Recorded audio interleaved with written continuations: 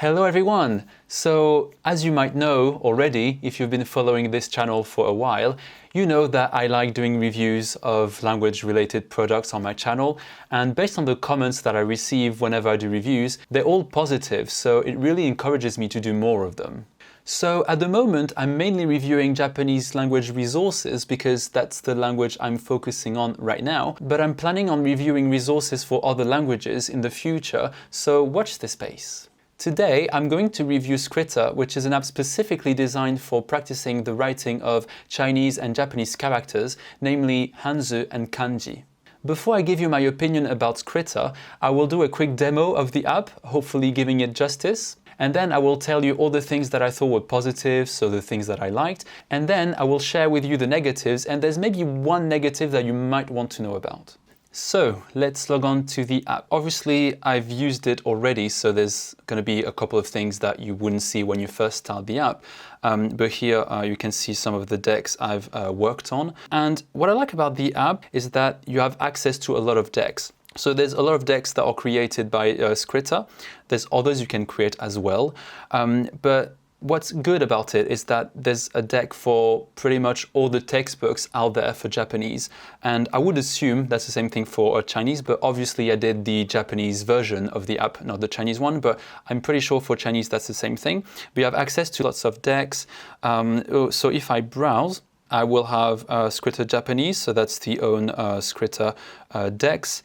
Then you have some for Genki, Minna no Nihongo, remembering the kanji. You have JLPT decks and 3 as well. There's many more. I'm not going to go through all of them, but there's a ton. I mean, I can scroll for ages. There's a lot of them. And once you've decided which deck you want to start with, you just click on it. So I'm going to do that.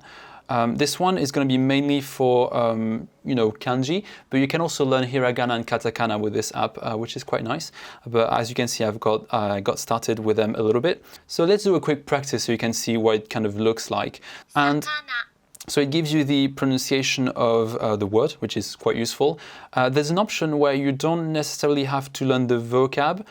You can just focus on the writing if that's what you want. So let's do bird, tori.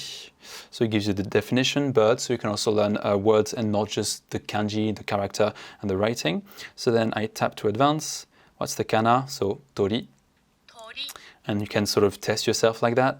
And then that's the writing part. So I don't know this kanji yet, so I'm going to practice it live. But first of all, it will give you a sort of guide on how to draw the strokes. And then eventually it will disappear. So let's have a go. So I'll do this one, then this one, this one, this one, this one, I guess. That's like this. Then op. Okay. This one is kind of easy. And now I have to try to do it by memory. So I'm going to try. It's going to be hard. Maybe like this. Then I think like this. Oh, there's one more. Here we go. And then, yay, I remembered it. So then if you fail, you can decide to, or if you feel like you're not confident with it, you can start again. So you can erase it. Then you can try again. I don't know if I'm going to be able to do it. I'm not that good with that. Okay, not too bad, I guess. And then once you sort of feel like you've done it a couple of times, you can skip. And then after you do a few of them, then you can, go back. I imagine I finished that. You go back and then you can test yourself. And then you can decide if you want to practice, translating the words, the definition, if you want to practice the reading, or if you just want to focus on the writing. That depends on your goals.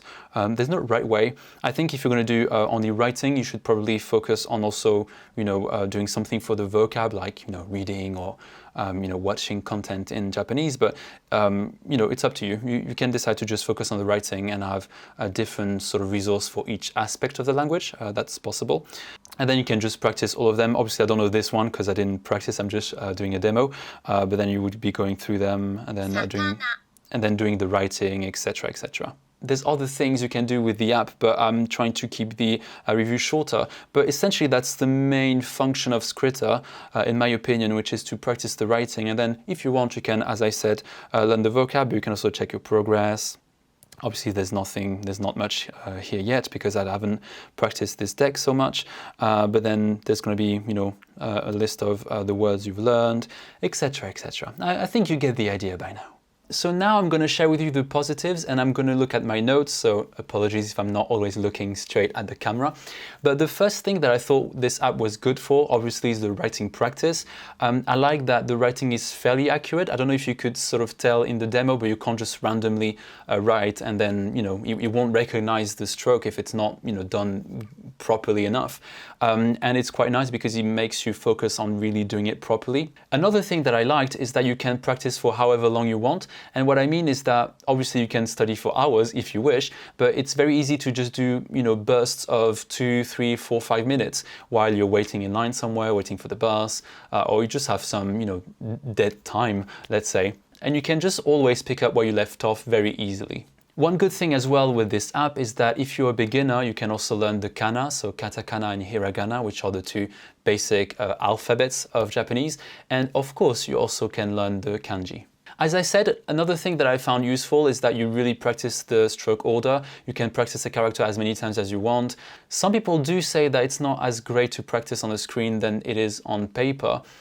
That's fair enough if you think that way. I think it's a good way to get started, and what I like is the practicality, so you can practice whenever you want. You're not always going to have pen and paper to practice, for 2 minutes while waiting for the bus, for example. So I think it's a nice way to get started on practicing. And in my experience, for the couple of characters that I've managed to practice with Skritter, I could actually remember how to write them. Then my writing was a bit messy, but then I can just practice the writing. But the stroke order was there, which is the point, in my opinion, of the app, and I could remember how many strokes and things like that. So I still find it useful, even if you're not writing on a piece of paper. Another thing that I found helpful as well was that there's many decks available. So if you're using a textbook already, you can find a deck for all of these textbooks almost. I mean, double check if you're not sure, but there's a lot of decks available as I showed in the demo. And that's quite convenient because you don't have to create any deck. There's often also the voice recording, which you probably heard in the demo as well. And it's, nice quality. It's not like robotic, which I hate it when it's robotic. I want a real human pronouncing the words. And that's the case with the app in most cases. There are a couple of times where you didn't have the pronunciation, but that was quite rare. The main Skritter decks, you have the pronunciation, so that was quite nice. It's also quite fun to use because, I don't know, I take it as a challenge. So whenever I see a new kanji, I'm like, oh, I need to remember, okay, where's the one? No, come on, I can't get it wrong. Okay, I think it's this one. And then if I fail, I just start again. And then once I get it right, I'm just like, yes, finally I got it. So I feel like it's a bit rewarding in a way. So I found that it was quite fun. I would argue though that maybe it can be a bit repetitive, but the point is not necessarily to do 2 hours of Skritter every day. Just 10, 20 minutes or something like that is good enough, I think, or whenever you have a couple of minutes to spare. So I don't think it would get boring over time. And as I suggested at the beginning, it can be something that's part of your language learning routine. So it doesn't have to be your only thing. You can sort of really vary the resources you use. So I think Skritter can really fit into your language learning routine. The last thing that I liked with Skritter is that it's flexible, so you can decide to only practice writing the kanji or the hiragana, katakana, or you can also, learn the translation of the words and the pronunciation, and it's really up to you. There's no pressure of doing all of them. I think I would use Skritter mainly for, writing the kanji, but that's my personal preference. But obviously, there's nothing wrong with you learning the vocab as well, because you have the voice recordings that are nice quality, which is a nice addition to the app, I think. So now on to the negatives, and there's really just one thing I would point out, is that the price is quite steep. I wouldn't say that it's too expensive because it's quite subjective. Different people will think paying $15 a month or $100 a year is okay, is acceptable, but I know some of you will find it a bit expensive. I think it's quite up to you. If you ask my personal opinion, I think it's worth it because the app is quite well built and well done. It's very easy to use, a nice way to practice the stroke order, writing the kanji. You can also learn the vocab, the pronunciation. So there's, I kind of find knowledge invaluable. Practicing a language is something that it's kind of like an investment in a way. I see it like that anyway. But I still think it's something that I should mention in the negatives because that's not the cheapest app out there. I don't really know the alternatives to Skritter in terms of writing Japanese and learning the kanji writing. But from what I've read, it's a solid option. So I leave it up to you if that's something you would like to spend money on. And yeah, and that's it for this video. I hope you found it useful, informative. Do consider subscribing. If you would like to give Skritter a try, you can try in the description box below. There's a 7-day free trial period, I believe. So, why not trying and then make up your mind?